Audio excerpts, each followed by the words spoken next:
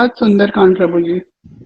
Okay, so we have to start Sundarkand. So I'm starting Sundarkand. Okay. Yes, Prabhuji. So धर्मपरायण Hanuman ने महेंद्र, आप लोगों को voice आ रहा है ना क्लियर? Yes, सो Prabhuji. ओके। धर्मपरायण भगवान हनुमान ने महेंद्र पर्वत की तलहटी में जाकर सर्वप्रथम सूर्य, इंद्र, वायु एवं ब्रह्मा को प्रणाम किया। तत्पश्चात उस पर्वत की चोटी पर चढ़कर विशालकाय रूप धारण कर लिया। उन्होंने पर्वत को अपने हाथों एवं पैरों से पकड़ लिया, जिससे अनजाने में ही अनेक मृग कुचले गए। हनुमान कुछ क्षण रुके। उस दीर्घ कूद के लिए तैयार होने से पूर्व उन्होंने अपने मन को शांत किया। उनकी विशाल देह के भार से समूचा पर्वत कांप उठा। अनेक विशाल सर्प अपने मुखों से अग्नि वमन करने लगे एवं चट्टानों को डसने लगे, जिससे वे धड़कते हुए सहस्त्रों खंडों में विभक्त होने लगी। हनुमान द्वारा किए जाने वाली इस भव्य छलांग को देखने के लिए विद्याधर आकाश में उड़ने लगे। हनुमान अपनी सारी शक्ति संचित करते हुए नीचे झुके और जैसे ही पर्वत की चोटी टूटने लगी, अति दबाव के कारण जल की अनेक धाराएं वेग से फूट पड़ी। उस दिव्य क्षेत्र में क्रीड़ा करने वाली गंधर्वों की जोड़ियां और वहां निवास करने वाले अनेक ऋषि भयभीत होकर शीघ्र ही पर्वत छोड़कर पलायन करने लगे। तब हनुमान ने वानरों से कहा, या तो मैं सीता को लेकर आऊंगा अथवा रावण सहित समूची लंका को उजाड़ दूंगा। हनुमान ने दीर्घ श्वास लेकर अपनी मांसपेशियों को कसा। अकस्मात वे इस प्रकार वायु में उछले जैसे भगवान राम के धनुष से छोड़ा हुआ बाण हो। हनुमान की इस उछाल के दबाव के कारण महेंद्र पर्वत की चोटी पर स्थित सभी वृक्ष उखड़कर आकाश में उछल गए। हनुमान ने विशाल बादल की भांति ऊंची उड़ान भरी और अपनी पूंछ का विस्तार कर लिया। जब हनुमान स्वर्गलोक में उड़ रहे थे, तब उखड़े हुए वृक्ष भी हनुमान के पथ का अनुगमन करते हुए सागर में जा गिरे। उनकी शाखाओं में रंगीन पुष्प झड़कर नीचे गिर गए और जल की सतह पर फैलकर अत्यंत मनोहर दृश्य प्रस्तुत करने लगे। हनुमान की उड़ान के फलस्वरूप उत्पन्न तूफान के कारण सागर में उथल पुथल होने लगी। पर्वतों की लंबाई जितनी ऊंची ऊंची लहरें उठने लगी, जो उनकी छाती से टकराती। जल की सतह पर प्रतिबिंबित हनुमान की छाया 90 मील चौड़ी और 240 मील लंबी थी तथा वायु से होकर जाने के कारण उनसे जो खिंचाव उत्पन्न हुआ, उससे निकटवर्ती मेघों का समूह उनके निकट आ गया। मेघों के समूह के मध्य हनुमान चंद्रमा के समान प्रतीत होते और उनमें से बाहर निकलने पर पुनः दृष्टिगोचर होते। पितृ स्नेहवश वायुदेव शीतल वायु प्रवाहित करने लगे, ताकि सूर्य किरणों का तेज प्रभाव उन पर न पड़े। आकाश मार्ग से जाते हुए हनुमान की सभी ने सराहना की। भगवान राम के प्रति समानवश सागर देव को भी हनुमान की सहायता करने की इच्छा हुई। उनकी सहायता करके वे कृतज्ञता प्रकट करना चाहते थे, क्योंकि भगवान राम इक्ष्वाकु वंश में अवतरित हुए थे और राम के पूर्वज राजा सगर ने सागर की सीमाओं का विस्तार किया था। बहुत समय पहले इंद्र ने विशाल मैनाक पर्वत को सागर के मध्य में स्थापित किया था, ताकि अधोलोक से असुर पृथ्वी पर ना आ सकें। सागर ने मैनाक को जल से ऊपर उठने की आज्ञा दी और आशा की कि हनुमान को विश्राम हेतु स्थान प्रदान करके वे उनकी सहायता करेंगे। किंतु उस विशाल पर्वत चोटी को सागर से उठते हुए देखकर हनुमान ने उसे विघ्न समझा तथा अपनी छाती से प्रहार करके उसे नीचे धकेल दिया। मैनाक ने हनुमान के पराक्रम की सराहना की और मनुष्य रूप धारण करके अपने ही शिखर पर खड़ा हो गया। उसने कहा, हे पवन पुत्र, तुम मेरी चोटी पर थोड़ा विश्राम करने के पश्चात अपनी यात्रा करना। कृपया मेरी ये विनम्र सेवा स्वीकार करो, क्योंकि इस प्रकार से तुम्हारी सहायता करके मैं तुम्हारे पिता की आराधना करना चाहता हूँ। सत्ययुग में सभी पर्वतों के पंख हुआ करते थे और गरुड़ों की भांति हम भी आकाश में उड़ा करते थे, किंतु हमारे भूमि पर गिरकर सब कुछ नष्ट कर देने की संभावना से देवताओं एवं ऋषियों को भय होने लगा। अंततः क्रोध के आवेग में इंद्र ने अपना वज्र उठाया और सहस्त्रों पर्वतों के पंख काटने को चल चल दिए। उसी प्रकार इंद्र ने मुझ पर भी आक्रमण किया, किंतु मेरी रक्षा हेतु वायुदेव आए और उन्होंने मुझे बलपूर्वक सागर में गिरा दिया। इस प्रकार मेरे पंख सुरक्षित बच गए। अब तुम्हारे पिता की सहायता का क्षण उतारने के लिए मैं तुमसे कुछ क्षण विश्राम करके मेरे आतिथ्य को स्वीकार करने की विनती करता हूँ।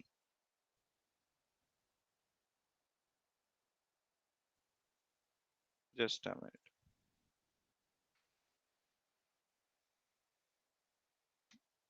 हनुमान ने उत्तर दिया, कृपया क्षमा करें, परंतु मैं विश्राम नहीं कर सकता हूँ। मैंने अन्य वानरों से यात्रा के दौरान विश्राम ना करने का वचन दिया है। मेरे पास समय अल्प है। हनुमान ने मेनाक को सम्मान देने हेतु पर्वत की चोटी का स्पर्श किया और ऊंची उड़ान भरते हुए फिर अपनी यात्रा पर निकल चले। प्रसन्न होकर इंद्र प्रकट हुए और मेनाक से बोले, तुम्हें मेरे वज्र से भयभीत होने की कोई आवश्यकता नहीं है। अब तुम अपने पंखों से अपनी इच्छा के अनुसार कहीं भी जा सकते हो। इस बीच ऋषिगण, देवता और गंधर्व सभी नागों नागों की माता सुरसा के पास गए और उससे निवेदन किया, हम हनुमान के वास्तविक बल की परीक्षा लेना चाहते हैं।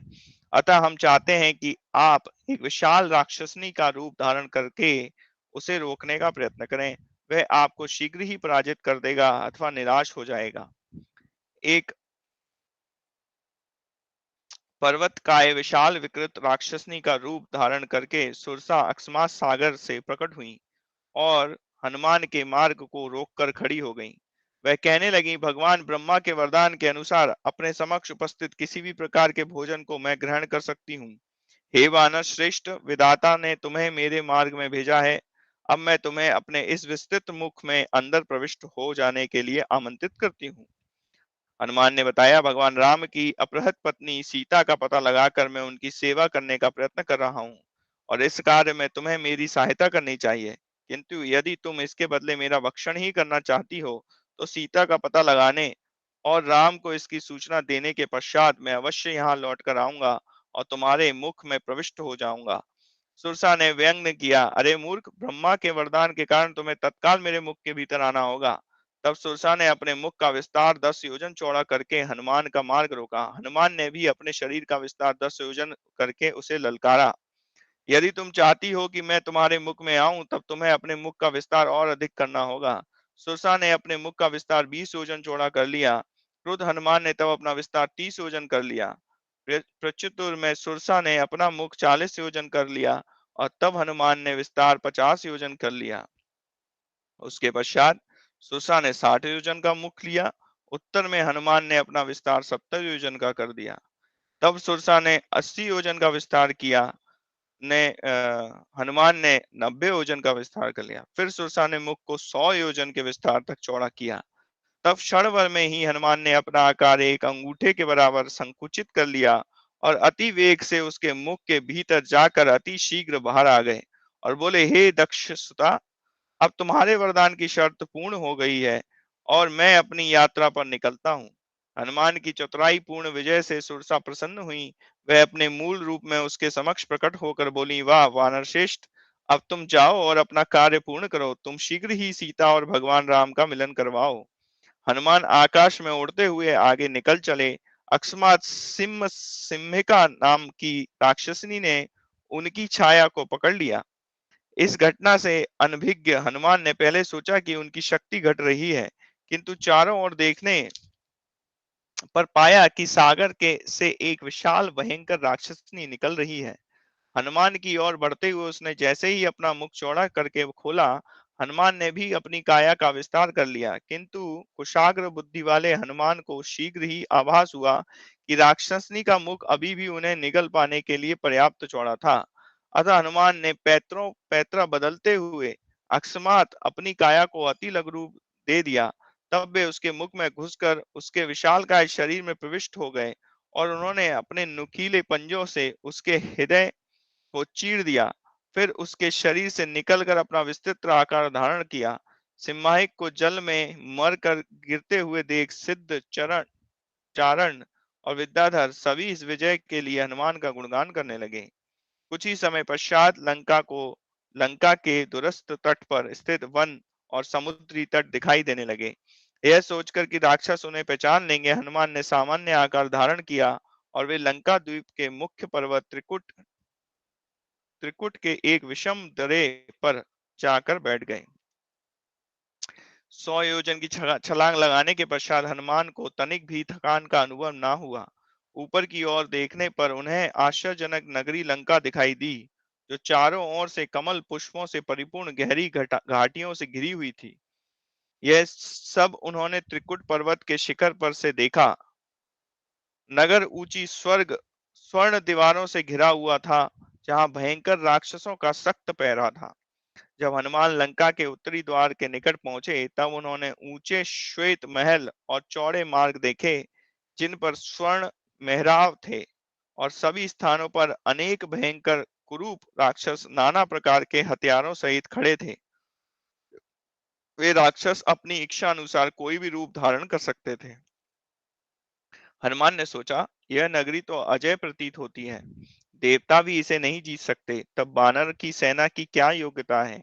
राम राक्षसों को पराजित करने की आशा कैसे कर सकते हैं, जबकि केवल मैं, सुग्रीव, नील और अंगद ही सागर पार करके यहाँ तक आ पाने में समर्थ हैं।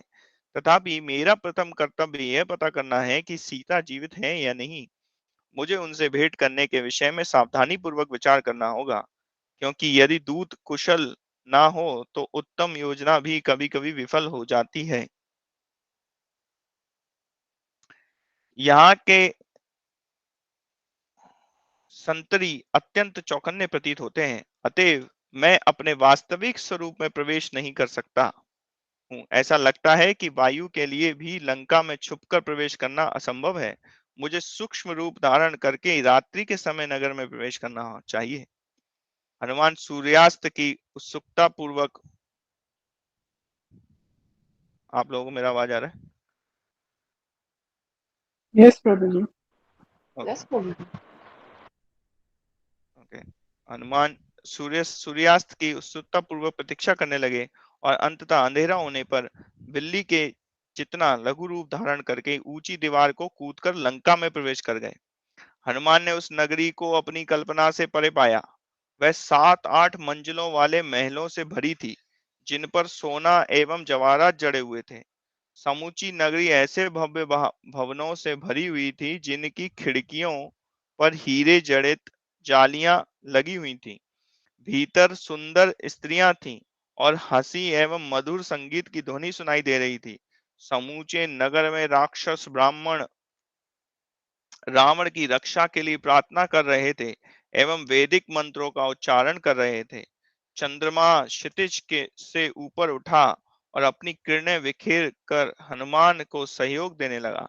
उसी समय लंका नगरी ने एक भयंकर राक्षसनी का रूप धारण किया और हनुमान के सम्मुख प्रकट होकर उसे ललकारा, तुमने बिना आज्ञा इस नगर में के भीतर कैसे प्रवेश किया? राक्षसों के इस राज्य में तुम जैसे वानर का क्या प्रयोजन है? हनुमान ने कहा, मैं तुम्हारे प्रश्नों का उत्तर तभी दूंगा जब तुम मुझे अपना परिचय दोगी। तब क्रोध में आकर राक्षसनी ने उत्तर दिया, मैं लंकनी हूँ। मैं रावण की ओर से सावधानी पूर्वक इस नगर की सुरक्षा करती हूँ। क्योंकि तुम बिना अनुमति के यहाँ आ गए हो, अतः आज ही मेरे हाथों तुम्हारा वध होगा। हनुमान ने कहा, मैं यहाँ इस नगर का भ्रमण करने आया हूँ, क्योंकि मैं यहाँ के भव्य महलों एवं उद्यानों को देखना चाहता हूँ। लंकनी ने रोष में आकर उत्तर दिया, इस नगर में केवल राक्षसों का निवास है। भटकने वाले वानरों को यहाँ भ्रमण की अनुमति नहीं है। यदि तुम्हें लंका का वैभव देखना है, तो तुम्हें पहले मेरा वध करना होगा। इस पर हनुमान ने कहा, मैं अपनी इच्छा अनुसार नगर को देखने के पश्चात उसी प्रकार चला जाऊंगा जैसे कि मैं आया हूँ।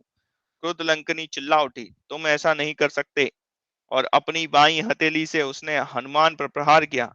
हनुमान रोष में आकर जोर से गुर्राए और उन्होंने अपनी बाईं मुष्टि से लंकनी पर प्रहार किया, किंतु चूंकि वह स्थिति यह था, उन्होंने हिंसक रूप से प्रहार नहीं किया। वह स्त्री रूपी लंका भूमि पर गिर गई और पीड़ा से कहराती हुई बोली, कृपया मुझे छोड़ दो। क्योंकि सच्चे वीर कभी स्त्री पर वार नहीं करते।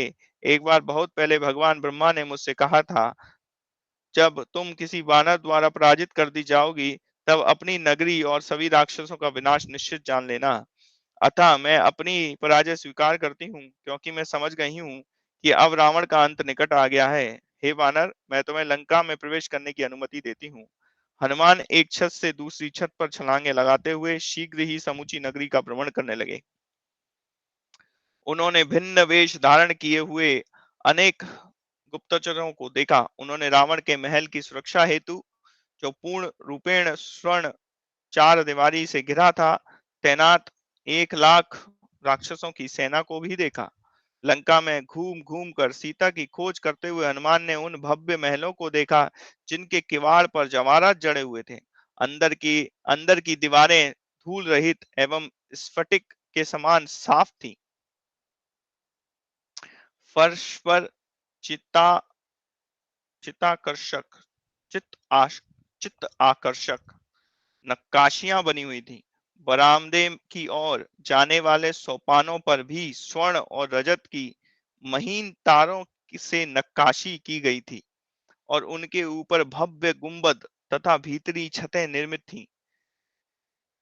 जब राक्षसों की स्त्रियां आकर अपने रसिक पतियों की बाहों में आश्रय लेती, तब बाघ यंत्र बज उठते। एक भवन से दूसरे भवन जाते हुए हनुमान ने अनेक प्रेमियों को एक दूसरे का आलिंगन करते हुए देखा। कुछ स्त्रियां उनकी काया पर चंदन का लेप लगा रही थीं। यहाँ कोई सोया था, कोई हंसता था, कोई काम क्रीड़ा में संलग्न था, कोई अपने पति द्वारा छोड़े जाने के पश्चात नग्न अवस्था में हाथ पांव फैलाकर लेटी हुई थी, तो कोई पुण्य अन्य पुष्पों और अलंकारों से सुसज्जित होकर अपने प्रिय के स्वागत में मग्न थी। इस प्रकार हनुमान ने अनेक चंद्रमुखी सुंदर स्त्रियों को देखा, जिनके नयन कमल दय के दृश्य थे सदृश्य थे, जिनकी तिरछी दृष्टि उनके प्रियतम के हृदय को बहला रही थी। तथापि सीता के होने का कोई चिन्ह ना पाकर हनुमान निराश हो गए। तब हनुमान ने रावण के संबंधियों के महलों में जाकर सीता को खोजने का निर्णय किया। कुछ दूरी से वे भवन वर्षा ऋतु के विशाल मेघों के समूह के समान प्रतीत होते थे, जो बिजली की चमक से प्रकाशित होते थे। अनेक आश्चर्यजनक वैभव युक्त भवनों में खोजने के पश्चात हनुमान ने रावण के महल में प्रवेश किया, जो सुंदर स्त्रियों एवं अलंकारों की प्रतिध्वनियों से परिपूर्ण था। वस्तुतः हनुमान को ऐसा लगा मानो वे श्वेत हंसों द्वारा खींचे जाने वाले दिव्य रथ में चढ़कर आकाश मार्ग से जा रहे हों। रावण के महल के भीतर का वातावरण ऐसा था मानो स्वर्ग को बलपूर्वक उठा लाया गया हो। वहां कल्प वृक्ष और चारों ओर रत्नों के समान पुष्प थे। वहां भ्रमण करते हुए हनुमान ने अनेक क्रीड़ा भवन देखे, जिनके फर्श सुरा और मदिरा से तर थे।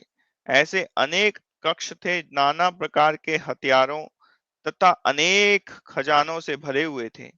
किंतु हनुमान के लिए निराशाजनक बात यह थी कि उन्हें सीता कहीं भी ना दिखी। अभी तक उन्होंने रावण के निजी कक्षों में नहीं खोजा था, जिनका विस्तार स्वयमेव 4 मील चौड़ा था तथा 8 मील लंबा था।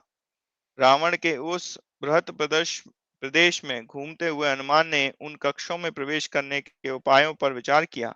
अंततः वे उस कक्ष में पहुंचे जहां पुष्पक रथ रखा हुआ था। इस रथ का निर्माण मूलतः ब्रह्मा के लिए विश्वकर्मा ने किया था, और यह रथ चालक के मानसिक निर्देशों पर आकाश में विचरण कर सकता था। यह रथ सतह से ऊपर वायु में घूम रहा था तथा उस पर जवारा से निर्मित पक्षी बने हुए थे, जिनके पंख यांत्रिक रूप से फड़फड़ा रहे थे, तथा स्वर्ण व रजत के बने हुए सर्प भी थे। भीतर की ओर कृत्रिम हाथी थे, और अपनी सुंदर आकृति वाली सूंडों से भाग्य की देवी लक्ष्मी की मूर्ति के ऊपर सुगंधित जल की वर्षा कर रहे थे।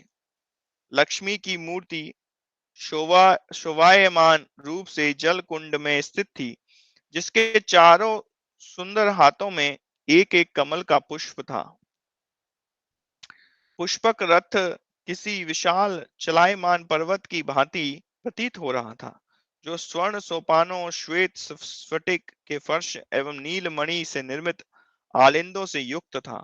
रावण के भीतरी कक्षों को भली भांति देखने के विचार से हनुमान कूदकर पुष्पक रथ पर आ गए। उस सुविधाजनक स्थान से उन्होंने उस भव्य कक्ष को देखा जिसका फर्श मणि वाला था, जिस पर मोती, हीरे एवं स्वर्ण जड़ा हुआ था, तथा जो एक ऐसे गलीचे से ढका हुआ था जिस पर चित्रकारी के रूप में सागरों एवं पर्वतों सहित पृथ्वी की भौगोलिक रचना चित्रित थी। ऊपर की ओर जाने वाले सोपान थे जो बहुमूल्य रत्नों से निर्मित थे। उन सब पर स्वर्ण दीपक का मंद प्रकाश पड़ रहा था और वह प्रकाश अनेक बहुमूल्य रत्नों पर प्रतिबिंबित हो रहा था। उस आश्चर्यजनक कक्ष की प्रत्येक वस्तु पांचों इंद्रियों को तुष्ट कर रही थी। हनुमान चकित होकर सोचने लगे, मैं कहाँ हूँ? क्या यही स्वर्ग है? यही भगवान ब्रह्मा का सर्वश्रेष्ठ लोक होगा?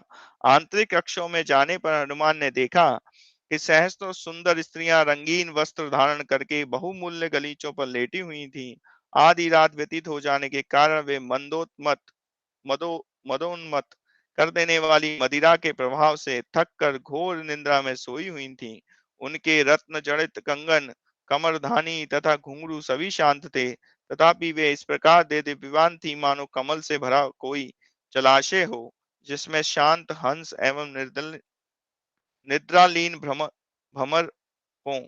हनुमान ने उन स्त्रियों पर एक दृष्टि डाली जो अपने अधर एवं नेत्रों को बंद किए लेटी हुई थीं।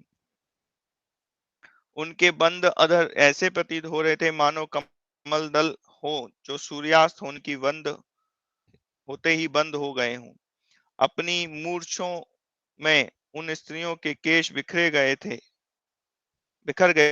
थे तथा आभूषण छिन्न भिन्न हो गए थे। नृत्य करते हुए, मदिरा पान करते हुए उनके पैरों की पायल इधर उधर हो गई थी। तिलक मिट गए थे और उनके हाथ टूट गए थे।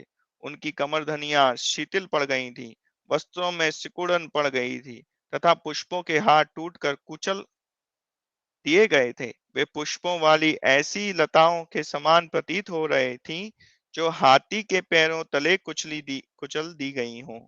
कुछ स्त्रियां अपनी कंगन वाली बाहों का तकिया बनाकर सोई हुई थीं, जो कुछ अन्य स्त्रियों के स्तन पर ही लेटी हुई थीं। कुछ अपना सिर दूसरे की गोद में, उदर पर अथवा पार्श्व भाग पर रखे हुए थीं। किंतु कुछ प्रेम में ऐसी मदोन्मत्त थी कि वहां बाहों में बाहें डालकर एक दूसरे का आलिंगन किए हुए सो रही थी। इस दृश्य को देखकर हनुमान चकित हो रहे थे कि वे किसके अंग हैं, किसके हार हैं, किसके वस्त्र हैं, किसके आभूषण हैं। वस्तुतः रावण की पत्नियां इतनी अंतरंगता से संयुक्त थी कि उनमें भेद करना कठिन था। किंतु ये समझना कठिन था कि वे किसकी सेवा के लिए थीं। काम के प्रभाव में आकर राजाओं, ब्राह्मणों, दैत्यों एवं गंधर्वों की अनेकों कन्याएं रावण की पत्नियां बन चुकी थीं। उनमें से कुछ के संबंधियों को पराजित कर रावण उन्हें हर लाया था, किंतु सभी ने रावण को अपनी इच्छा के वशीभूत होकर स्वीकार कर लिया था। उनमें से कोई भी निम्न कुल में उत्पन्न कुरूप, मूर्ख और लंकेश्वर रावण द्वारा तिरस्कृत नहीं थी। उनके मध्य हनुमान ने रावण को रेशमी शैया पर निद्रा मग्न देखा, जो मणियों से निर्मित चौतरे पर बिछा हुआ था और पुष्पों से सुसज्जित श्वेत बितान से आवृत था। तब रावण का एक सिर और दो भुजाएं दिखाई दे रही थीं, क्योंकि वह 10 सिरों एवं 20 भुजाओं वाला भयावह स्वरूप युद्ध में ही धारण किया करता था। हनुमान ने रावण के शरीर पर अनेक घाव भी देखे, जो राजा इंद्र के वज्र, ऐरावत हाथी के दांत एवं भगवान विष्णु के चक्र जैसे प्रख्यात अस्त्रों के प्रभाव के कारण थे। रावण के गहरे वर्ण वाले शरीर पर चंदन का लेप लगा हुआ था। भोज, मग मदपान एवं कामुक आमोद प्रमोद की रात्रि व्यतीत करने के पश्चात थक कर निंद्रा मगन रावण के कर्ण पुष्प अग्नि की भांति दिव्यमान थे। हनुमान ने रावण को सम्मान पूर्वक देखा। उसके शक्तिशाली ऐश्वर्यपूर्ण रूप को देखकर श्रद्धा युक्त भय से कुछ पीछे की ओर हट गए। फिर हनुमान का ध्यान रावण की संगनियों की ओर गया, जो रावण के को चारों ओर से इस प्रकार घेरी हुई थी जैसे पूनम के चांद के चारों ओर दे दिव्यमान तारे दिखाई देते हैं। उनमें से अनेक तो अपने प्रियतम प्रभु की बाहों से में सोई हुई थी और कुछ अपने वाद्य यंत्रों को का आलिंगन किए हुए थी, जिसे उन्होंने पिछली रात बजाया था। एक पतली कमर वाली सुंदरी अपनी बीड़ा का इस प्रकार से आलिंगन किए हुए थी, कमर मानो जलाशय के मध्य में बहने वाले वृक्ष की शाखा से लगा हुआ कोई कमल पुष्प हो। एक अन्य स्त्री ने ढोलक गोद में इस प्रकार रखी हुई थी जैसे कि वह उसका नवजात शिशु हो। एक विकसित स्तनों वाली स्त्री अपनी खंजड़ी को इस प्रकार कसकर पकड़े हुई थी मानो लंबी अवधि की अनुपस्थिति के पश्चात उसका प्रियतम लौट कर आया हो। अन्य स्त्रियों से कुछ दूरी पर हटकर रावण की प्रिय रानी गौरवपूर्ण मंदोदरी एक अत्यंत सुसज्जित शैया पर सोई हुई थी। इतनी युवा सुंदर एवं भव्य प्रतीत होने वाली मंदोदरी को देख कर हनुमान ने सोचा, यह सीता ही है। अपनी इस खोज के से अत्यंत हर्षित होकर हनुमान बानर सुलभ प्रसन्नता से उछलने लगे, भुजाओं को पटकने लगे, अपनी पूंछ का चुम्बन करने लगे और महल के खंभों पर ऊपर नीचे चढ़ने उतरने लगे। किंतु कुछ क्षण विचार करने पर उन्हें लगा, यह सीता नहीं हो सकती, यह कोई और है। सीता ने तो राम के वियोग में खाना और सोना भी त्याग दिया होगा। वे ना ही सुंदर ढंग से स्वयं का श्रृंगार करेंगी और ना ही किसी अन्य पुरुष का सानिध्य स्वीकार करेंगी, भले ही वह पुरुष स्वर्ग का राजा क्यों ना हो। वस्तुतः राम की तुलना में तो देवता भी कुछ नहीं है। तब इस रावण जैसे दुष्ट राक्षस का क्या महत्व है। तत्पश्चात रावण के महल में के शेष भाग में एक कक्ष से दूसरे कक्ष घूमते हुए हनुमान खोज करते रहे। उन्होंने सहस्त्रों चंद्रमुखी स्त्रियों की को मांस एवं मदिरा से भरे पात्रों के मध्य सोते हुए देखा। यहाँ मदिरा की प्यालियां बिखरी पड़ी थी। सीता की खोज करते हुए हनुमान को इन सभी स्त्रियों को निकट से देखना पड़ता, अतएव उनके मन में संदेह उत्पन्न होने लगा। हनुमान सोचने लगे, संभवतः नग्नावस्था में सोती हुई अन्यों की पत्नी पर दृष्टि डालकर मैंने धार्मिक सिद्धांतों का उल्लंघन किया है। मेरी क्या गति होगी। किंतु कुछ समय विचार करने पर हनुमान को लगा, किसी कृत्य के पाप या पुण्य होने का निर्धारण उसके प्रयोजन द्वारा निश्चित होता है। स्त्रियों पर दृष्टि डालते समय भी मैं मन में पवित्र था, क्योंकि मेरा ध्यान केवल सीता की खोज करने में लगा हुआ था। क्योंकि मैं एक स्त्री की खोज कर रहा हूँ, तब स्त्रियों के सिवाय मैं उन्हें और कहाँ खोजूं। मैं यह कार्य केवल भगवान राम की सेवा के लिए कर रहा हूँ, अतएव अन्य की पत्नियों पर मेरा दृष्टि डालना पाप नहीं है। रावण के महल की खोज पूरी हो जाने पर भी जब हनुमान को सीता का कोई पता नहीं लगा, तब उन्होंने सोचा कि संभवतः वे जीवित नहीं हो। ऐसा सोचकर हनुमान दुखी हो गए। वे विचार करने लगे कि वे उन बानरों से जाकर क्या कहेंगे जो उत्सुकता पूर्वक उनके लौटने की प्रतीक्षा कर रहे हैं। किंतु हनुमान ने अपनी निराशवादी प्रवृत्तियों से संघर्ष करके स्वयं को स्मरण कराया कि केवल अटल निर्णय ही सफलता का सूत्र है। अब मन में आशा लिए वे रावण के महल के उन स्थलों की खोज में लग गए जहां वे अब तक गए नहीं थे। बारंबार शीघ्रता पूर्वक लंका में खोजने के पश्चात हनुमान पूरी तरह निराश हो गए। यद्यपि संपत्ति ने उन्हें आश्वस्त किया था संपाति सॉरी संपाति ने उन्हें आश्वस्त किया था कि सीता लंका में ही है, तथापि हनुमान को वे नहीं दिखी।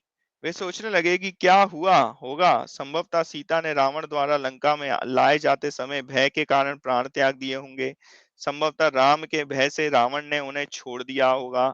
सीता छटपटाते हुए सागर में गिर पड़ी हो, अथवा संभवतः रावण की पत्नी बनना स्वीकार न करने पर उसने सीता की हत्या कर दी हो। अब हनुमान के विचार उन संभावित दुर्घटनाओं के विषय की ओर मुड़ गए जो तब घट सकती हैं, जब उन्हें राम के पास जाकर अपनी विफलता की सूचना देनी पड़ेगी। सीता के बिना राम निश्चय ही अपने प्राण त्याग देंगे और लक्ष्मण उनका अनुसरण करेंगे। राम एवं लक्ष्मण की मृत्यु का समाचार सुनकर भरत एवं शत्रुघ्न भी अपने प्राण त्याग देंगे। चारों पुत्रों के निधन से उनकी तीनों माताएं निश्चय ही दुख के कारण मृत्यु को प्राप्त हो जाएंगी। अपनी विफलता के कारण सुग्रीव, अंगद तथा अन्य वानर लज्जा के कारण प्राणों की आहुति दे देंगे। अतः मुझे किष्किंधा नहीं लौटना चाहिए। मैं यहीं आत्महत्या कर लूंगा अथवा अपना शेष जीवन यहाँ अकेले रहकर व्यतीत करूंगा।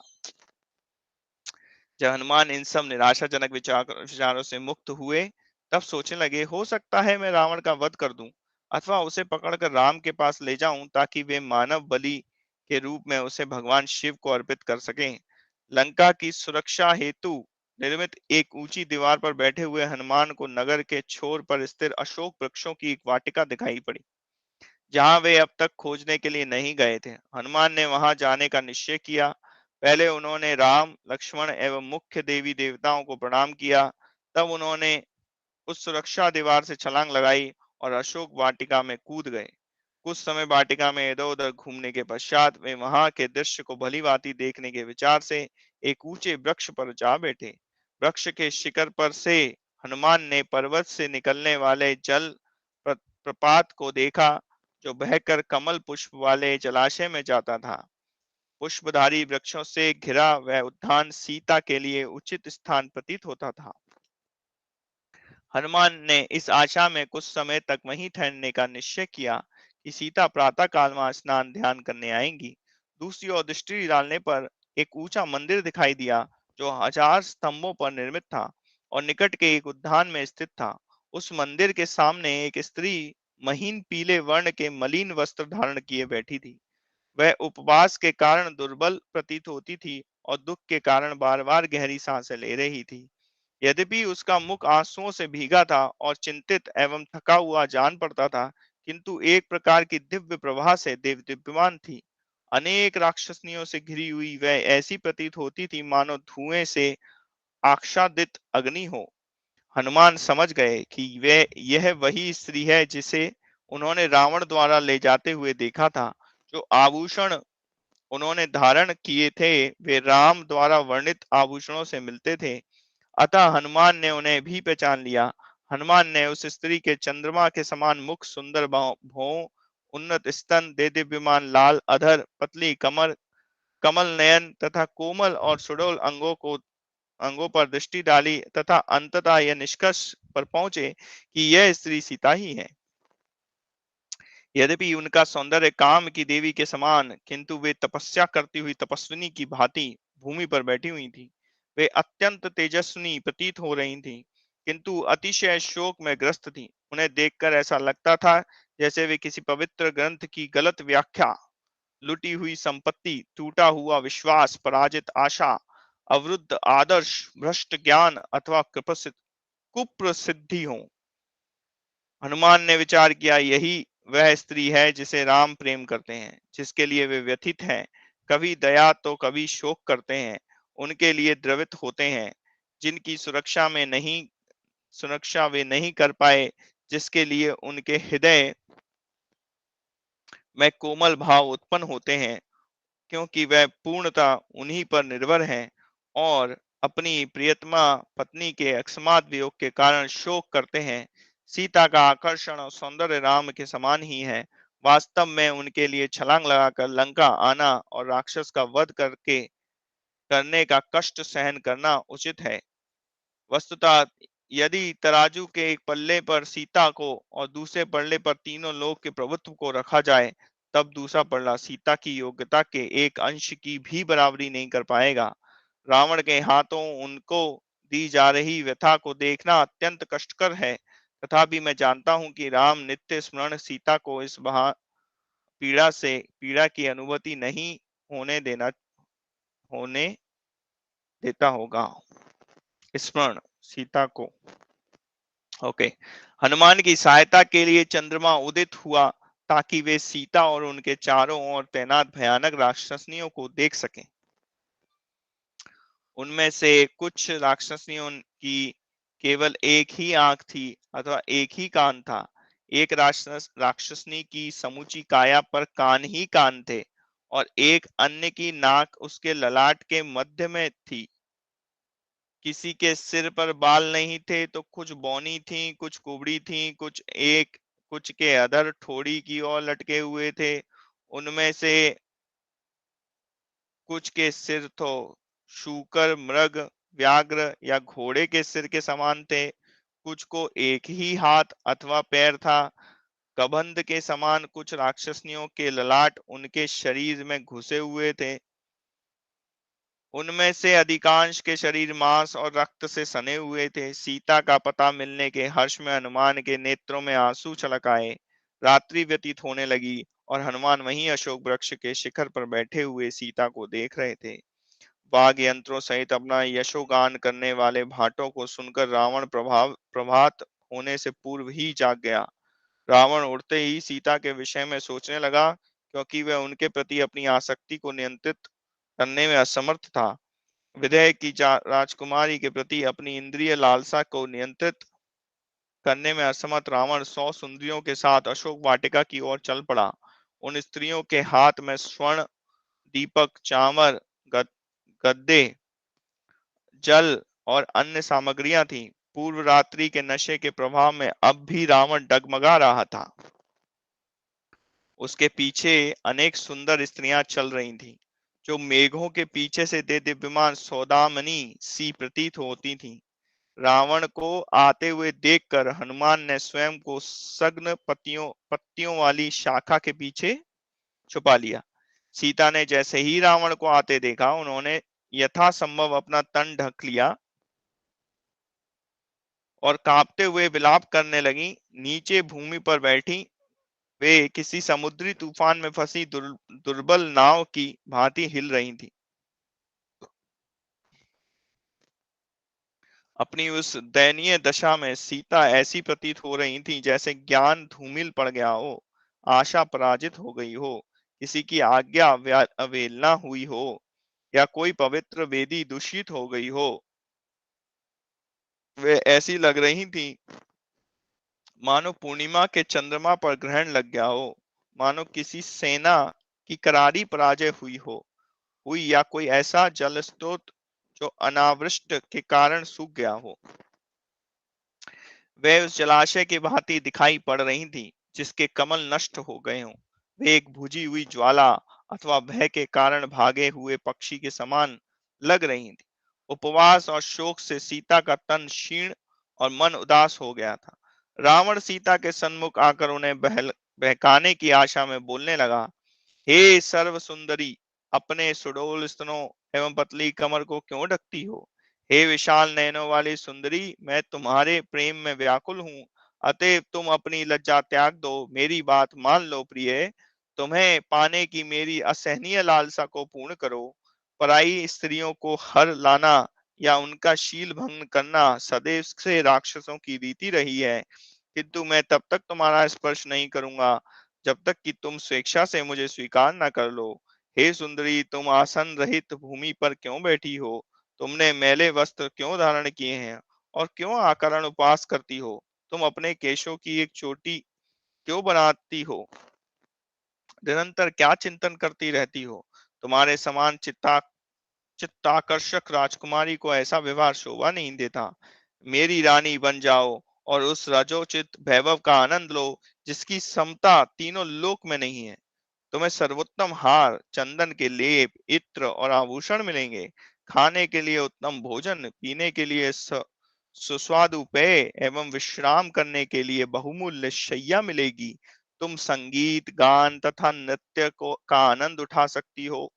हे सर्वश्रेष्ठ सुंदरी, युवा अवस्था शीघ्र ही ढल जाती है, अतः तुम्हारा हट करना मूर्खता है। तुम्हारा मुख चंद्रमा से भी अधिक उज्जवल और सबसे अधिक सुंदर है तथा तुम्हारे शरीर की रचना किसी निपुण कलाकार की कला की पराकाष्ठा है। तुम मेरी प्रियतमा बन जाओ, बदले में तुम्हारी प्रसन्नता के लिए मैं कुछ भी करने को तैयार हूँ। तुम चाहो तो मैं सारी पृथ्वी जीतकर उपहार स्वरूप तुम्हारे पिता राजा जनक को भेंट कर दूं। मुझे ललकारने का साहस कौन कर सकता है, हे सीता?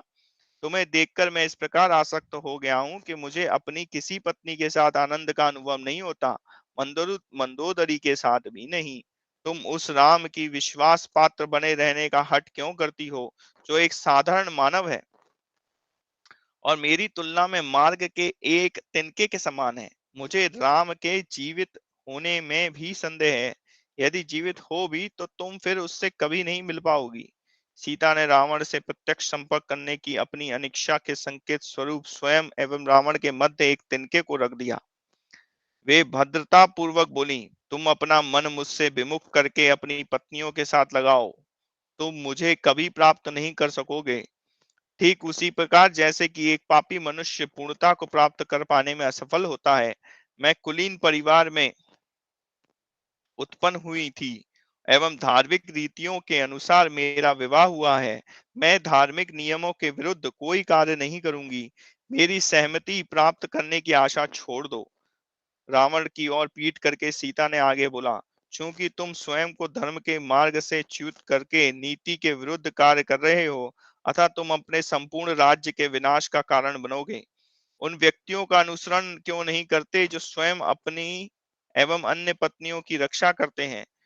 वह मूर्ख जो अपनी पत्नी के से असंतुष्ट रहता है और अन्य की पत्नियों में सुख की को खोजता है, उसका विनाश निश्चित है। तुम क्यों भले और भद्र मनुष्यों के उपदेशों की अवहेलना करते हो? तुम क्यों सभी राक्षसों के विनाश का कारण बनना चाहते हो? क्या तुम्हें यह ज्ञात नहीं है कि नीच व्यक्तियों के विनाश पर सभी आनंद बनाते हैं? मैं तुम्हारे इस तुच्छ वैभव और राजोचित सुविधाओं से कभी आकर्षित नहीं होने वाली। मेरा संबंध राम के साथ वैसा ही है जैसा कि सूर्य का उसकी किरणों के साथ। तुम्हारे पास राम के रोष से स्वयं को बचाने का एकमात्र उपाय यही है कि तुम स्वेच्छा से मुझे उनके पास भेज दो। तुम्हें उनके साथ मैत्री का प्रयास करना चाहिए क्योंकि वे शरणागत के प्रति अत्यंत कृपालु हैं। अन्यथा शीघ्र ही राम एवं लक्ष्मण यहाँ आकर अपने बाणों से तुम्हारा जीवन समाप्त कर देंगे। तुम भले ही इंद्र के वज्र से स्वयं को बचा लो, किंतु राम के क्रोध से तुम नहीं बच सकते। यह केवल समय पर निर्भर है कि वे कब आकर तुम्हारे नीच कर्मों के लिए तुम्हारा वध करते हैं। रावण ने कटाक्ष किया। सामान्यतः जब कोई पुरुष किसी स्त्री के साथ विनयपूर्वक वार्तालाप करता है, तब स्त्री भी सहमति से उत्तर देती है, किंतु तुम्हारे विषय में यह विपरीत ज्ञात होता है। तुम्हारे इन कटु वचनों के लिए मुझे तुम्हारा वध कर देना चाहिए। तुम भाग्यशाली हो कि तुम्हारे प्रति जो मेरा प्रेम है, उसी ने मेरे क्रोध को नियंत्रण में रखा है। जैसे एक सारथी अपने नियंत्रण में न आने वाले घोड़ों को बांध कर रखता है। प्रेम का विचित्र स्वभाव तो देखो, जब कोई स्त्री अपने प्रियतम के प्रति रूखा व्यवहार करती है, तब उसका प्रियतम उस स्त्री के प्रति और भी अधिक प्रीति दर्शाता है। यही एकमात्र कारण है कि मैं तुम्हारा वध नहीं करता, अन्यथा तुम अपमान एवं वध के योग्य ही हो। तुम्हें दी गई 1 वर्ष की अवधि में 10 मास व्यतीत हो चुके हैं, अतः अब मैं केवल 2 मास की प्रतीक्षा करूंगा। उसके पश्चात भी यदि तुमने मेरे प्रेम की अवहेलना की, तो मेरे रसोइये तुम्हारे टुकड़े टुकड़े करके उससे मेरे भोजन की व्यवस्था कर देंगे। वहां उपस्थित रावण की अनेक पत्नियों ने, जो उसके द्वारा बलपूर्वक हरकर लाई गई थी, रावण की चेतावनी सुनकर सीता के प्रति सहानुभूति की अनुभूति की तथा जैसे ही रावण चलने के लिए तैयार हुआ, उन्होंने सीता को थोड़ा आश्वस्त किया। उनके सहानुभूति पूर्ण वचनों से सीता को सांत्वना मिली। इस प्रकार सीता का उत्साह बढ़ा और उन्होंने पुनः रावण की भर्त्सना करते हुए कहा, हे रावण, तुम्हारे राज्य में भी कोई तुम्हारा शुभेच्छु नहीं हो सकता, क्योंकि तुम्हारा विनाश करने वाले इस अनैतिक कृत्य को संपन्न करने से तुम्हें रोकने का प्रयास किसी ने नहीं किया है। राम एक शक्तिशाली गजराज है और तुम मात्र एक छोटे शशक के समान हो। तुम केवल राम की अनुपस्थिति में ही ऊंचे स्वर में बोल सकते हो। मैं अपनी योगिक शक्ति का उपयोग करके तुम्हें भस्म कर सकती हूँ, किंतु मैं ऐसा करने से स्वयं को रोक रखा है, क्योंकि राम ने मुझे ऐसा करने की आज्ञा नहीं दी है। तुम मूर्ख हो, क्योंकि भगवान राम की पत्नी का अपहरण कर पाना असंभव है। तुम ऐसा केवल इसलिए कर सके क्योंकि विधाता मुझे तुम्हारी मृत्यु का निमित्त बनाना चाहते थे। इन तीखे शब्दों के प्रहार से रावण सर्प की भांति फुंकारा और अपने क्रोध लाल नेत्रों से सीता की ओर देखते हुए गरजा, मैं आज ही तुम्हारा वध कर दूंगा। तब उसने वहां की राक्षसनियों को संबोधित करते हुए कहा, समझौता, भेंट अथवा बल, किसी भी प्रकार से सीता को मेरे प्रति सहमत करवाओ। रावण धमकाते हुए इस प्रकार सीता की ओर मुड़ा और ऐसा प्रतीत होने लगा कि वह किसी भी क्षण हिंसक हो जाएगा, किंतु मंदोदरी ने, जो रावण की कनिष्ठतम पत्नी धन्य मालिनी के संग वहां उपस्थित थी, अपने पति का आलिंगन करते हुए कहा, आप महल में लौटकर हमारे साथ आनंद लें। इस कांतिहीन और दुर्बल सीता को भूल जाएं। जब कोई व्यक्ति ऐसी स्त्री को पाने की इच्छा करता है जो उसे प्रेम ना करती हो, तब वह केवल कष्ट को ही प्राप्त करता है। किंतु यदि स्त्री भी बदले में उसे प्रेम करे, तभी उसे आनंद की प्राप्ति होती है। इस प्रकार से सीता को और अधिक प्रताड़ित करने से रावण को रोका गया। अहंकार पूर्वक हंसते हुए रावण अपने महल लौट गया। वहां तैनात भयंकर राक्षसनियां सीता के पास जाकर क्रोध पूर्वक कटु वचन कहने लगी। एक राक्षस ने कहा, तुम्हें अपना मिथ्या अभिमान त्याग कर रावण को स्वीकार कर लेना चाहिए, क्योंकि वे एक प्रतिष्ठित व्यक्ति हैं। तुम्हें ज्ञात होना चाहिए कि भगवान ब्रह्मा के मानस पुत्रों में से एक पुलस्त्य थे, और उनके मानस पुत्र विश्रवा ऋषि थे, तथा रावण उन्हीं के पुत्र हैं। यह सोचकर राक्षसों के राजा को स्वीकार करने में संकोच ना करो कि वह तुम्हारे योग्य नहीं है। यदि तुम हट करती रहोगी तो उसका परिणाम निश्चित ही तुम्हारे लिए विनाशकारी होगा। दूसरी राक्षसनी ने कहा, तुम मूर्ख हो जो रावण को पत्नी बनाना स्वीकार नहीं करती हो। क्या तुम्हें ज्ञात नहीं कि उनकी आज्ञा से वृक्ष पुष्प वर्षा करते हैं और मेघ मूसलाधार वर्षा करते हैं। रावण वृक्ष पुष्प वर्षा करते हैं। रावण को अप्रसन्न करने पर सूर्य चमकना और वायु प्रभावित होना छोड़ देती हैं। हे मधुर मुस्कान वाली देवी, या तो हमारा परामर्श मानो अथवा भयानक मृत्यु का सामना करो। किंतु सीता ने सहजता पूर्वक उत्तर दिया, तुम चाहो तो मेरा वध कर दो, किंतु मैं स्वयं को रावण को समर्पित नहीं करूंगी। सीता को अपने हट पर अटल देखकर उनके चारों ओर खड़ी राक्षसनियां अपनी बर्छी, कुठार, धुरा आदि हथियार उठाकर उन्हें धमकी देने लगी।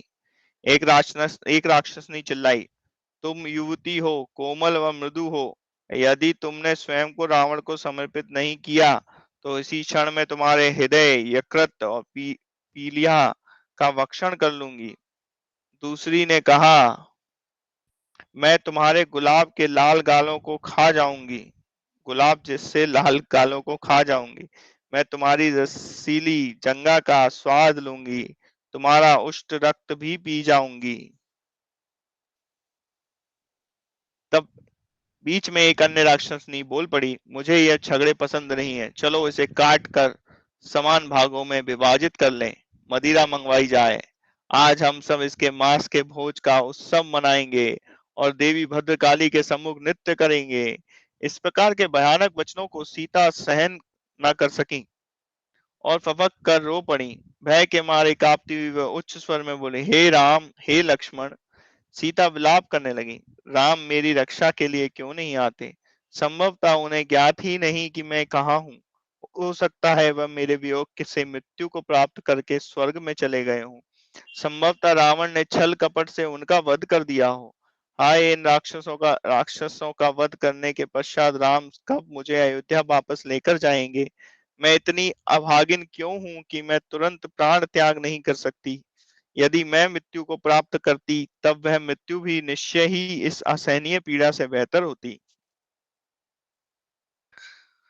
तब राक्षसनियां सीता को डराने धमकाने के प्रयास में लगी हुई थी। तभी त्रिजटा नाम की एक वृद्ध स्त्री नींद से जागकर आई। अन्य राक्षसनियों के पास जाकर वे विवेकपूर्ण वचन बोली, अरे नीच, तुम सब सीता को इस प्रकार दुख देने का साहस कैसे कर रही हो? तुम सब कभी उनका वध नहीं कर सकती हो। मैं इसका कारण तुम्हें बताती हूँ। अभी ही मैंने एक अविश्वसनीय किंतु सजीव स्वप्न देखा है, जिसमें राम सभी राक्षसों का नाश करके सीता को मुक्त करवाने आए हैं। जब अन्य राक्षसनियों ने त्रिष्टा के उसके स्वप्न का विस्तार पूर्वक वर्णन करने का निवेदन किया, तब वह बताने लगी, मैंने राम एवं लक्ष्मण को श्वेत वस्त्र तथा श्वेत हार धारण किए हुए देखा। वे वायु के में आकाश मार्ग से जा रहे थे। एक श्वेत दिव्य रथ में सवार थे, जिसे 1000 श्वेत अश्व खींच रहे थे। उसके